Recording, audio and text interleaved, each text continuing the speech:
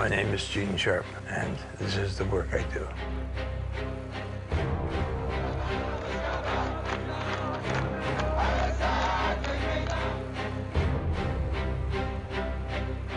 This is a technique of combat. It is a substitute for war and other violence.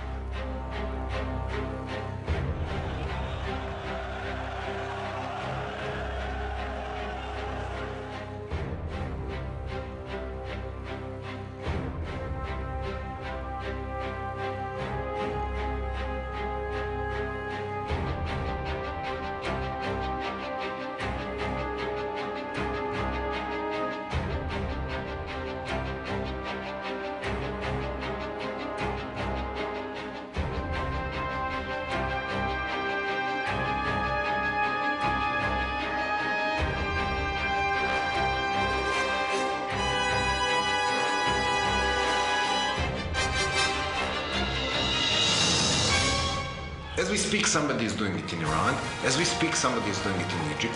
As we speak, somebody is doing it in Venezuela. I'm telling you the facts I know. To be counted as a threat to a tyrant is a matter of pride, I would say. It means we're effective. It means we're relevant. It means out of this very small office, we produce work that threatens regimes. Gene Sharp's tactics and theories are being practiced on the streets of Syria as we speak now.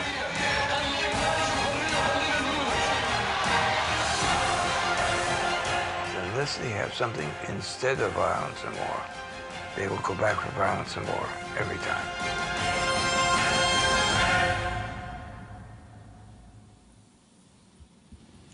Gene, welcome.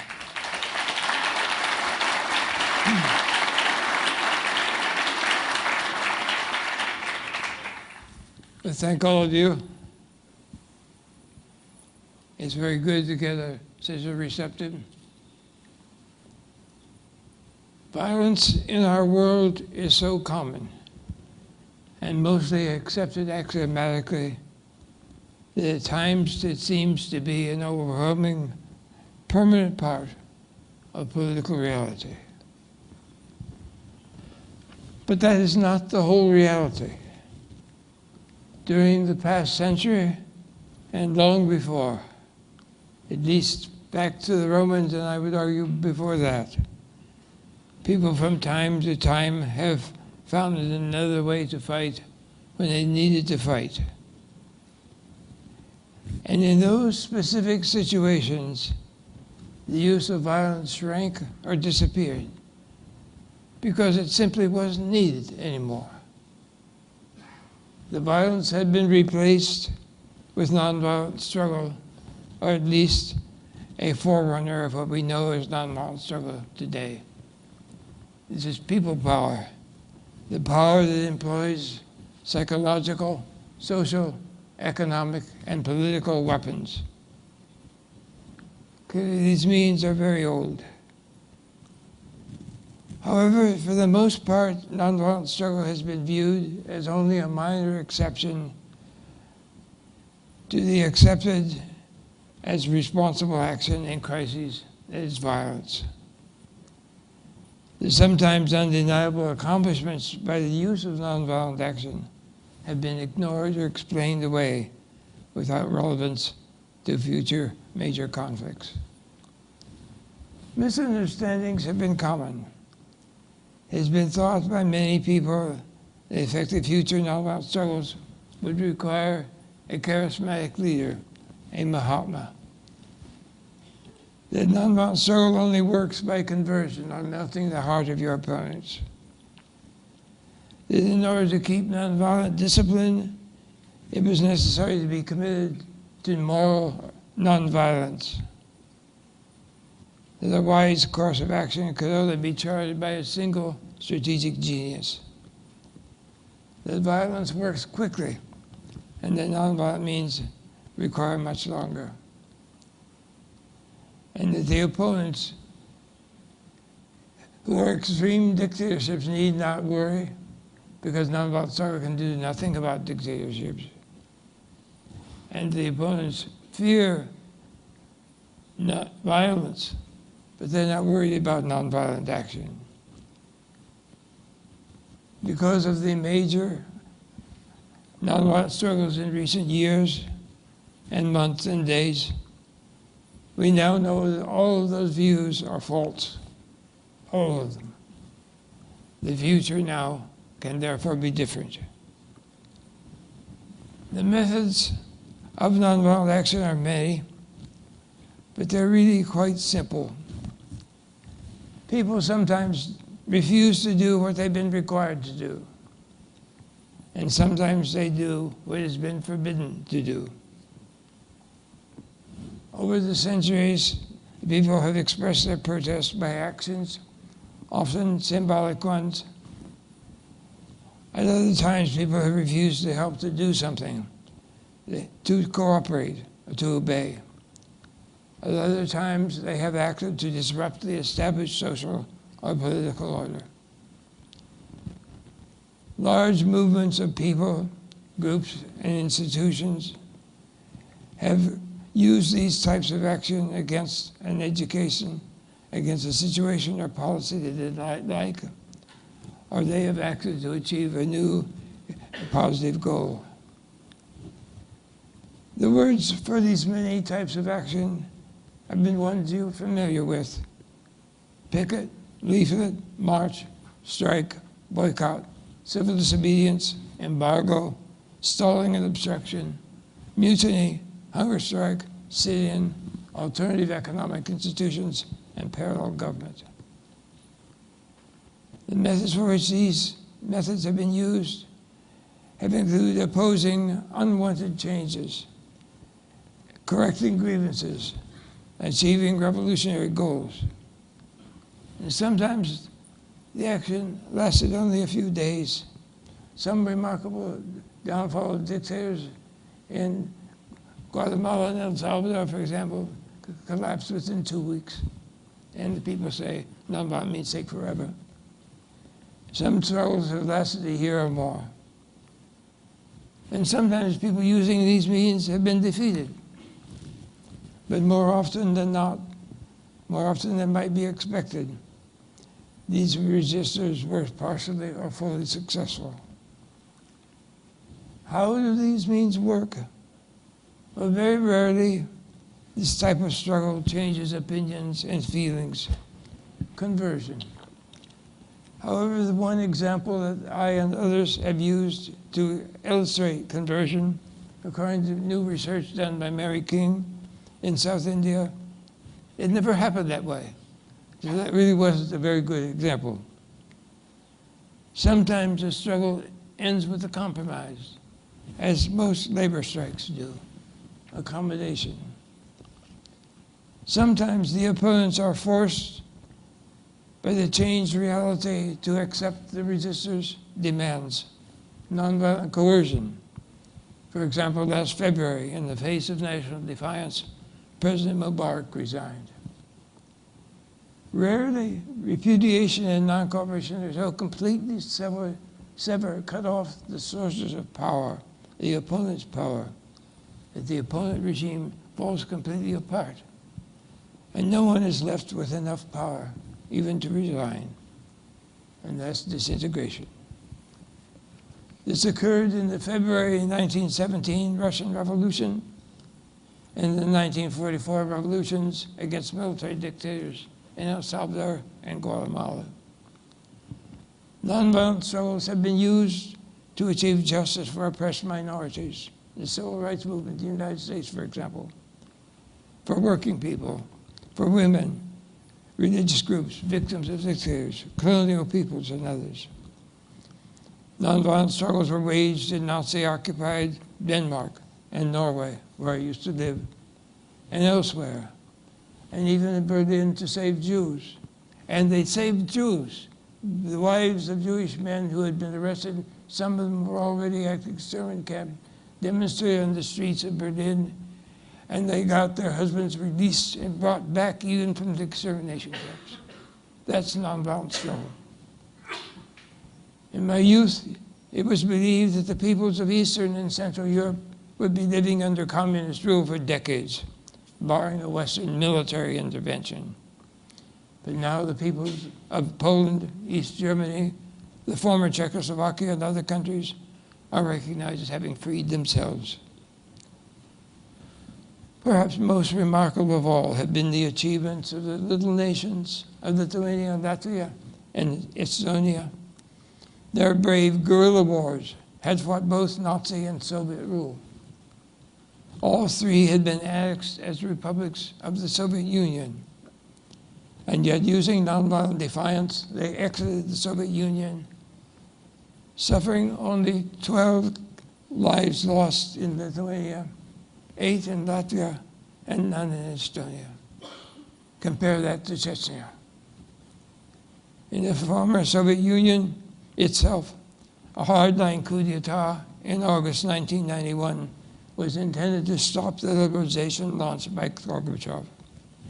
However, it was defeated by major protests and by non-cooperation. The use of nonviolent struggle in major conflicts has been expanding in recent decades, as has the knowledge of how to make it effective. New publications have helped this development with virtually no promotion. From Dictatorship to Democracy, a generic examination of how nonviolent struggle can destroy a dictatorship, is now in 34 languages. The Arab Spring and other developments demonstrate that the genie is out of the bottle. It cannot be put back again. The knowledge of how to cast off oppression nonviolently is now known and is spreading. The media frenzy at the Albert Einstein Institution last March and April about nonviolent struggle following events in Tunisia and Egypt consisted of 4 to 7 major interviews every day, 5 days a week for 6 weeks, which is probably over 160 interviews. That's not the amazing thing. The amazing thing is new reality that was revealed. These dozens of reporters arrived with an accurate, basic understanding of nonviolent struggle, and this was new. None of them came with the old false misunderstandings and preconceptions that in earlier years were nearly universal. There is other evidence of this expanded view of reality. And if you'll permit a personal note, my new highly unorthodox dictionary in its essays and its 825 defined terms challenges the pro-violence biases in our language, which we usually don't even recognize. The understandings of power and defense, and the paucity of clear words about nonviolent alternatives. By the way, this volume calls attention to the fact that the large official dictionary of the United States Department of Defense, and I've been checking those for quite a number of years, does not contain a definition of either defense or of national defense. It's whatever people want to call defense, even though it's aggression. My new dictionary will be published by Oxford University Press, November 1, as Sharp's Dictionary of Power and Struggle, Language of Civil Resistance in Conflicts. It is now becoming understood that political power is derived from identifiable sources. These include authority or legitimacy, human resources, individuals, groups, and institutions who obey, submit, and assist, skills and knowledge, intangible factors including habits of obedience, doctrines, and beliefs, material resources including economic, transportation, and communication systems, and sanctions, punishments provided by police, prisons, and military forces.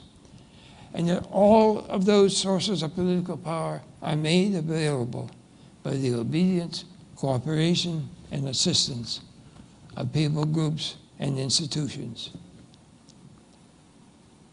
These are what a colleague of mine, Colonel Helvey, is called pillars of support. When that obedience and restriction of that cooperation is not merely restricted, but cut off, the survival of that regime is very doubtful. And this is true even of extreme dictatorships. Without those 6 sources of power, even a dictatorship or other system of oppression dies of political starvation. Violence is therefore not needed. The objective of this type of struggle is not to kill and destroy, but to paralyze and disintegrate. The new means of communication have been used on websites and emails and all that kind of thing, as you are more familiar with than perhaps I am. But that's all very good. But we need to remember that the technologies does not tell anyone what to do. It has in some ways been demonstrated that the opponents have already used that technology for their own purposes. For example, in Sudan, people received on their cell phones a message to go to protest in such and such a square. And when they got there, they were all arrested. Nonviolent struggle has requirements for success. And without those requirements, it's sometimes defeated. That happens especially when people are unprepared, frightened, mix in violence, or timid. However, when well prepared, when brave, disciplined people act with a strategy, the chances of its success are strong. This growing capacity of nonviolent struggle never produces miracles, but it can bring significant successes. These successes need to be handled wisely. The hard-won gains achieved by nonviolent struggle must not be later permitted to be stolen either incrementally, as appears to be happening in Egypt, or by a coup d'etat. And we have, to my knowledge, the only guidebook to how to prevent and defeat coup d'etat that exists. Foreign military intervention in these conflicts is dangerous. Whether the intervention is intended to assist the nonviolent revolution, to help to defeat it, or to achieve the other aims of the interveners. The intervening government may now, for example, want other people to learn from this example how they too can achieve greater freedom or justice. Repressive governments are now often well aware of the threat to their domination that is posed by people who want to be free and will use nonviolent struggle to gain their freedom. Oppressive rulers can be expected to behave desperately and brutally. It's not a surprise when their control is threatened. Sometimes autocratic rulers openly admit their alarm at the spread of the knowledge of nonviolent struggle. A future of domination, the rule of violence, and popular helplessness is not inevitable. We now have the knowledge needed to block that sad future, if we have the will to use it. We can block the installation of new dictatorships, and we can share knowledge of how to destroy existing dictatorships. We are now at a new stage in the practice and potential of nonviolent struggle. If we take the wise and responsible steps in the coming months and years, the future can reveal achievements far beyond our present ability to imagine them. Jim, thank you very much for that.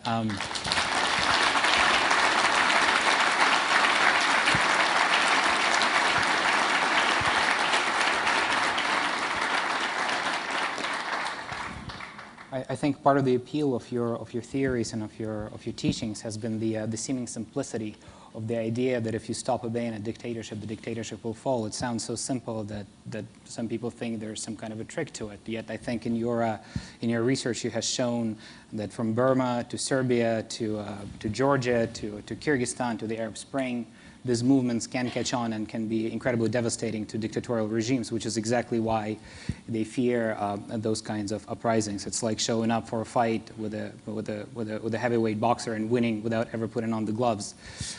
But I think there's an important point we have to make here, is that sometimes nonviolent struggle has achieved fewer results. I mean, for every Egypt and Tunisia, there's Syria and Libya, where nonviolent struggles have morphed into something much more sinister with no clear sort of resolution in sight.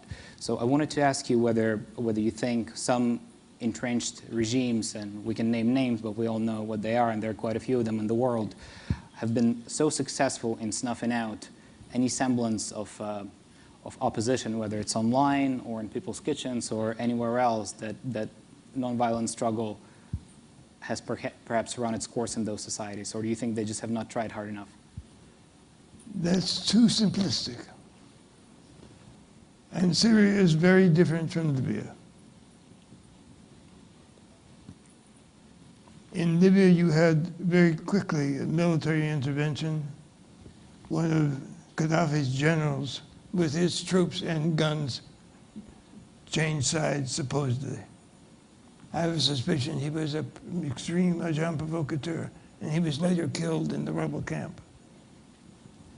And once foreign military assistance was brought by NATO and the United States and France and all the rest, that wasn't non-struggle anymore. And that kind of thing is when violence can wreck a non-violent struggle movement. So that's not a good example. In Syria, they're still going. I have been startled and amazed at not only the nonviolent discipline, only scattered violence, but it's all kinds of killings almost every day by people who say, we're not afraid. This is what Gandhi was trying to tell the Indians: don't be afraid, be cast off fear. And I always honestly thought, well, he's being a little romantic and naive. And the Syrians and others have said, we are not afraid anymore, and that's what terrifies the dictators.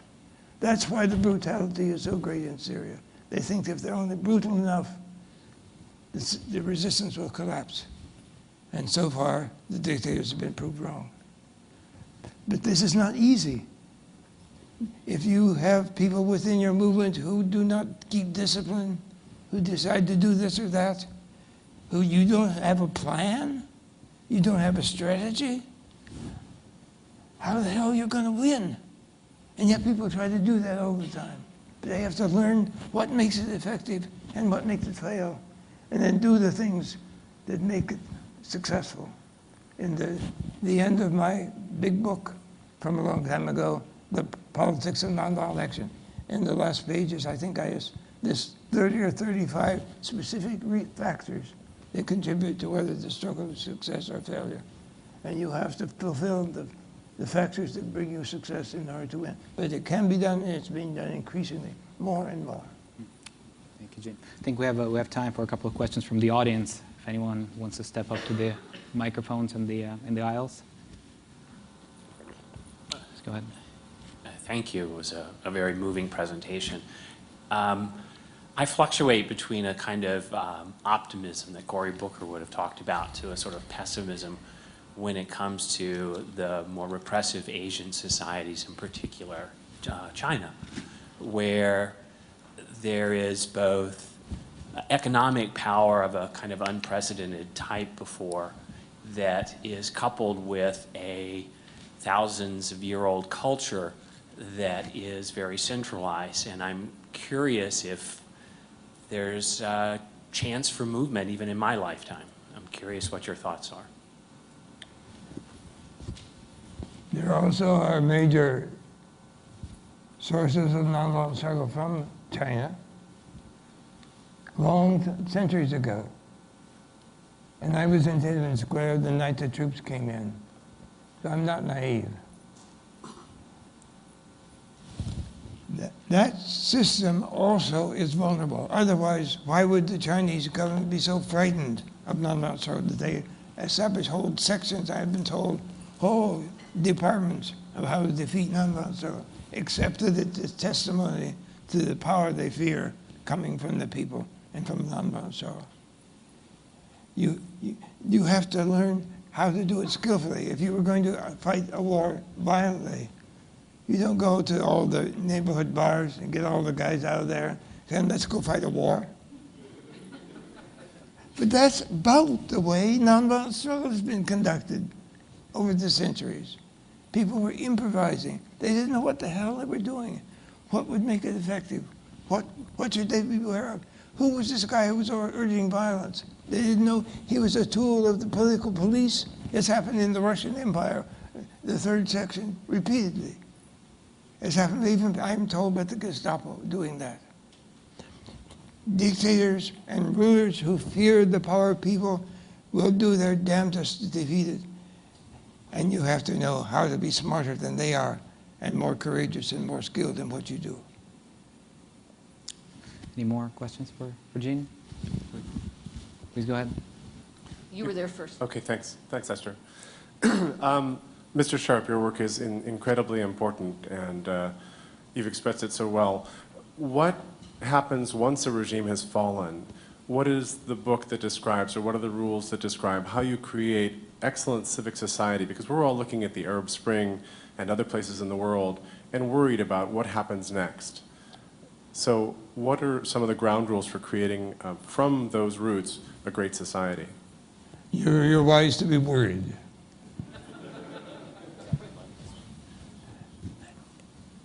I can't spell it all out. There are people who specialize in the building and construction of democratic institutions. I haven't been able to do that. I have one or two other things I've been doing for the last X years. But in the end of my From Dictatorship to Democracy, I warn about that stage. That this is the time that the Bolsheviks seized control in Russia after the successful nonviolent February Revolution, after some months of confusion and weakness of the new constitutional government. Then the Bolsheviks, with Trotsky's help, staged a coup d'etat.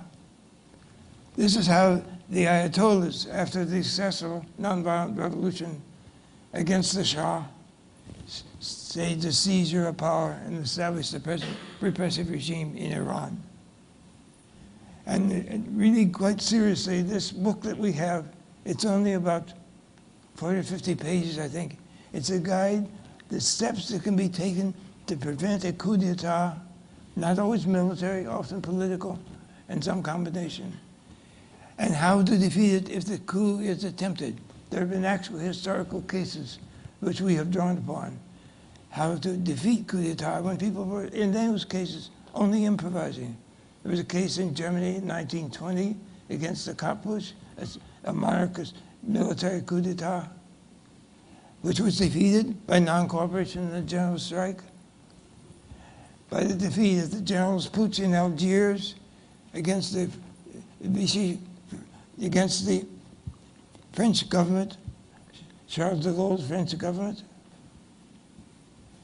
and yet through the non-coercion and defiance of people in France, massive demonstrations, and in Algiers, in which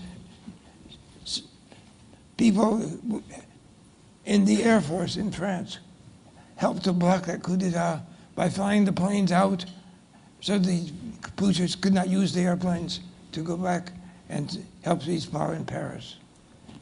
These cases, I told you didn't hear me talking about morals or ethics or do be right and don't do wrong. None of that. I try to learn from what has actually happened and how people have shown how other people in the future can do those things more skillfully and more effectively and begin to put that available. There's an interesting aside here. You mentioned that book, Anti-Coup, when Hugo Chavez gave you a shout out by name a couple of years ago in Venezuelan national TV, saying you were fomenting a revolution against him. I think I remember you advised him to get your book about how to prevent a coup instead. Yeah, we had no request. Very wise. We had no request from Chavez. But I think there are a couple more questions. You see what would have happened? You know why he didn't? Because the same methods to block a coup d'etat could be used to oust Chavez. the same nonviolent, non-coercion defiance method, and he knew it. Please go ahead. So I was going to say that Jerry had asked my question, but the question I'd like to ask is, it's not just about regime change, getting rid of a good regime or a bad regime. It's how do you build a regime that is in fact legitimate, that the people support, and that has the right culture to make it persist? That's what many people have been working on for a good number of centuries. And I would refer you to what they have come up with. They're not always right, they're not always perfect, but you can learn a lot from them. And since I was already doing that, I haven't attempted to repeat their good deeds.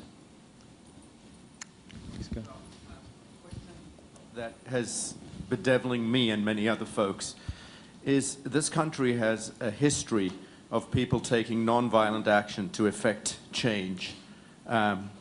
You referenced the civil rights movement, and we've, I think it's fair to say that the Vietnam War and the change in policy. What has happened in this country that we seem no longer to be willing to demonstrate, to go on marches? What in your estimation is happening that with this country at the moment? It's worked in the past, and yet we seem to be in a number of very difficult issues, many of which were discussed by the panelists this morning, and we seem somewhat apathetic about them. What is your explanation for that? I know it's a tough one. I'm not a great scholar of the present condition of American society, but nonviolent struggle is not something you do all the time, forever. You have to have a good reason. And some people don't feel a good reason, or they find some other way to express their grievances. Nonviolent struggle should be used mostly in the extreme situations when things might be so bad that people might say you have to go to violence. People do not go to nonviolence so easily. But how you stir people up in the present situation and malaise of thinking, and I'm worried about that as you are. But I'm not someone who can tell you how to solve that. Maybe that's your job.